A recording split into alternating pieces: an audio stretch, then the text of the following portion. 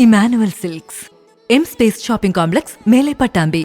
കേരളത്തിലെ പ്രധാന അടയ്ക്ക വിപണന കേന്ദ്രമായ ചാലിശ്ശേരി പഴയ അടയ്ക്ക കേന്ദ്രത്തിന്റെ 71ാം വാർഷികവും പുതിയ മാർക്കറ്റിന്റെ 1ാം വാർഷികവും ആഘോഷിച്ചു.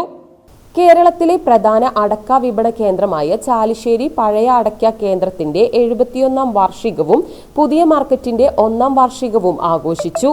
ശനിയാഴ്ച പഴയ മാർക്കറ്റിൽ കേരളത്തിന്റെ വിവിധ ജില്ലകളിൽ നിന്നായി കർഷകരും വ്യാപാരികളുമായി 98 ടൺ അടയ്ക്ക ലേലത്തിന് എത്തിച്ചു.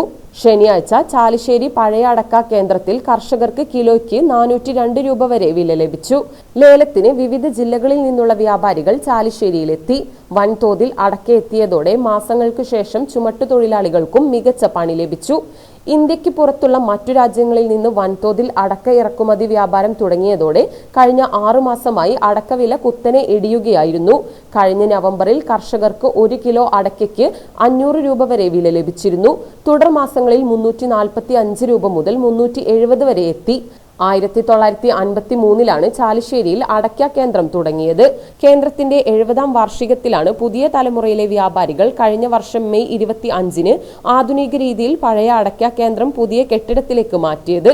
പഴയ അടയ്ക്ക കേന്ദ്രം 1 വർഷം പിന്നിടുന്ന വേളയിൽ സഹകരിച്ച കർഷകരോടും വ്യാപാരികളോടും രക്ഷാധികാരി ഷിജോയ് തോലത്ത്, പ്രസിഡന്റ് ബഷീർ മണാട്ടിൽ എന്നിവർ നന്ദി പറഞ്ഞു. പഴയ മാർക്കറ്റ് ഇവിടേക്ക് മാറിയിട്ട് ഇന്നേക്ക് 1 വർഷമായി. ആ 1 വർഷമായിട്ട് ഞങ്ങളോടുകൂടെ സഹകരിച്ചിട്ടുള്ള എല്ലാ കർഷകർക്കും വ്യാപാരികൾക്കും ഞങ്ങൾ നന്ദി പ്രകടിപ്പിക്കുന്നു. ഇതിൻ്റെ 71ാം വാർഷികമാണ് ഞങ്ങൾ ആഘോഷിക്കുന്നത്.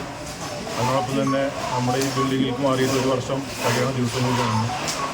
ഇതിൽ ഈ 1 കൊല്ലത്തോളം ഞങ്ങളോട് കൂടി സഹകരിച്ച എല്ലാ കർഷകർക്കും വ്യാപാരികൾക്കും ഞങ്ങൾ മാർക്കറ്റിൻ്റെ നന്ദി അറിയിക്കുന്നു. എല്ലാവർക്കും സ്നേഹവിരുന്നും നൽകി.